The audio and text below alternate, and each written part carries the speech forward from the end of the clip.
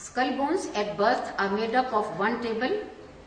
Later on, by 4 years or so, one more table develops, and in between the two tables is the cancellous bone containing red bone marrow, which produces RBCs, granular series of WBCs, and platelets throughout life.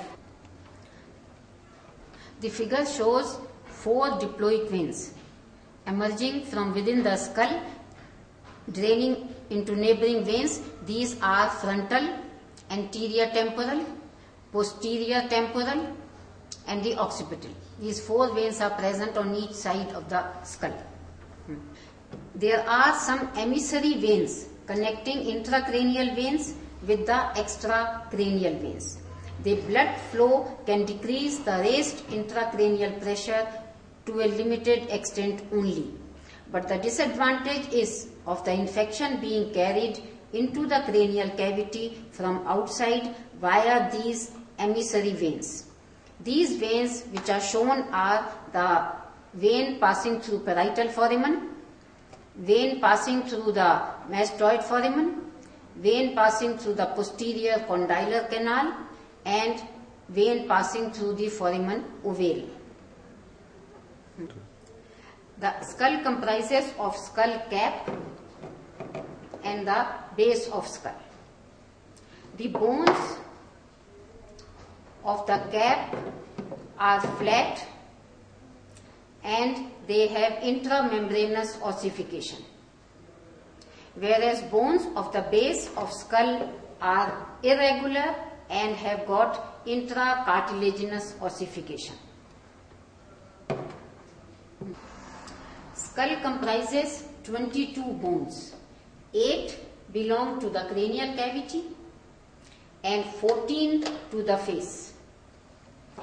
Between these 22 bones, there is only one pair of synovial or moving joint.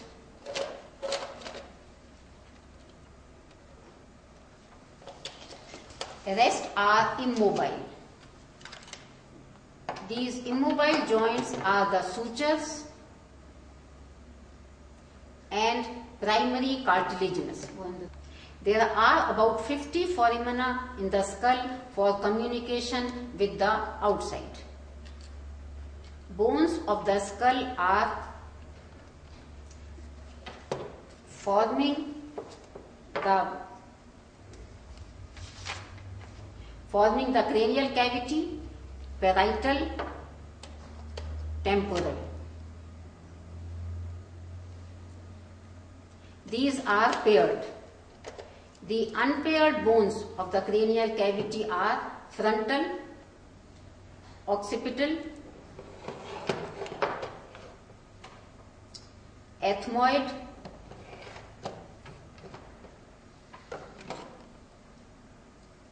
sphenoid,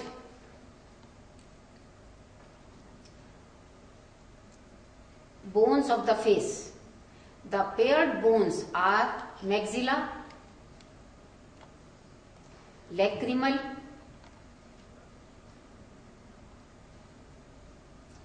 nasal,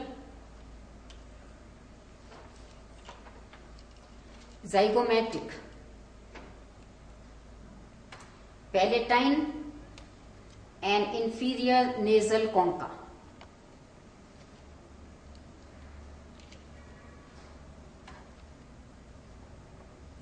The unpaired bones of the facial skeleton are the mandible,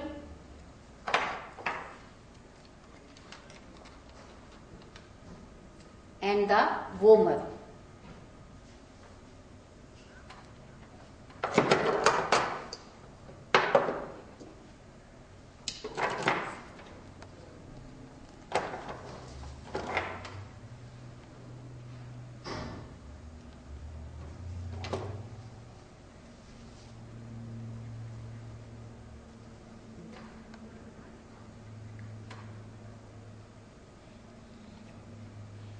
The anatomical position of skull.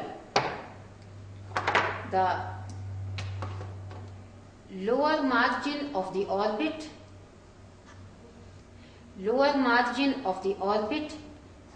and upper margin of external auditory meatus. A plane passing through lower margin of orbit and the upper margin of external auditory meatus is the Frankfurt's plane. And this is the anatomical position of skull. The sutures in the skull. The coronal suture is present between the frontal and two parietal bones. The sagittal suture situated between the two parietal bones. The lambdoid present between the occipital and parietal on each side. Then there is a small occipitomastoid suture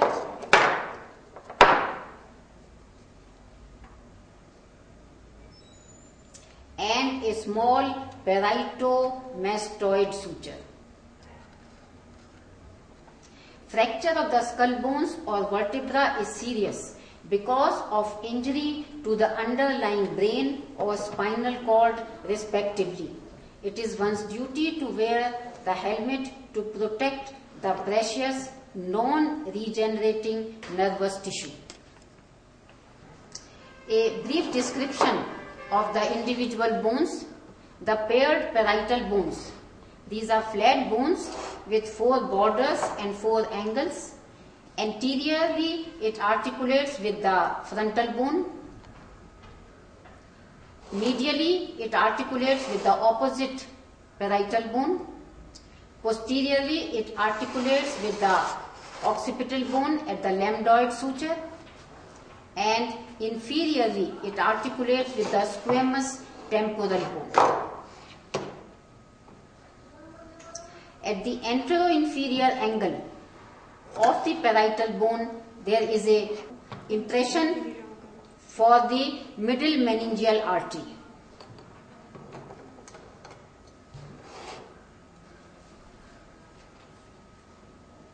A pair of parietal foramina are present on each side of the sagittal suture for the transmission of the emissary vein. Temporal bone. A pair of temporal bone forms the side of the temple. It consists of parts. Squamous part is the flat part. Mastoid part is a projection which is called the mastoid process. Tympanic part is anterior to the mastoid process, forming the boundary of external auditory meatus. Styloid process, posteromedial to the mastoid process, and an important petrous part. This petrous part is a very strong bone and it lodges the middle ear and the internal ear. Frontal bone forms the forehead. It has an orbital surface.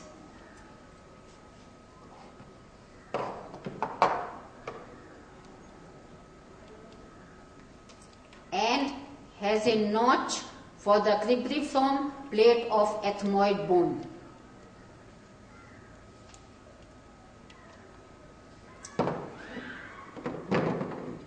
Yes. Occipital bone has a squamous part with a prominent external occipital protuberance and nuchal lines. And the occipital bone happens to contain the largest foramen of the skull, which is the foramen magnum. It also has a condylar part and forms the atlanto-occipital joint. Ethmoid. Ethmoid is a small, thin bone with 3 pair of ethmoidal air sinuses.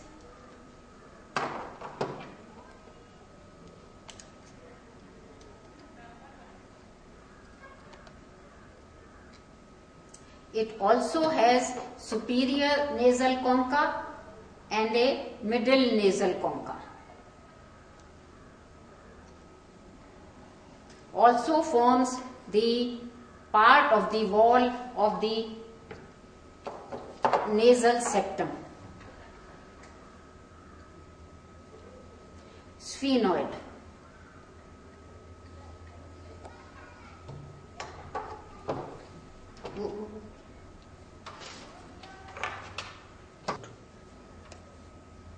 Sphenoid is a butterfly-like bone. It has a body with a shallow fossa which is known as the hypophyseal fossa.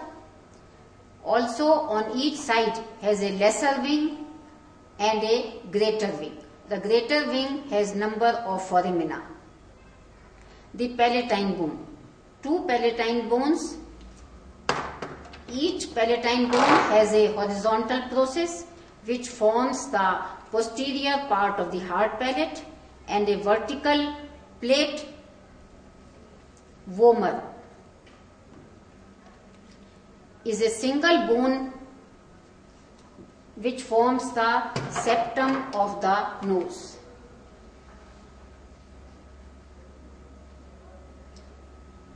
Inferior nasal concha is also a separate bone. The nasal bone.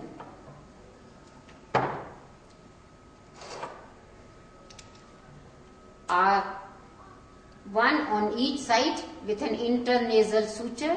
The nasal bone is one of the commonest bones of the face to get fractured. Lacrimal is a delicate bone in the medial wall of the orbit. It usually gets broken, and the lacrimal bone lodges the lacrimal sac. The maxilla.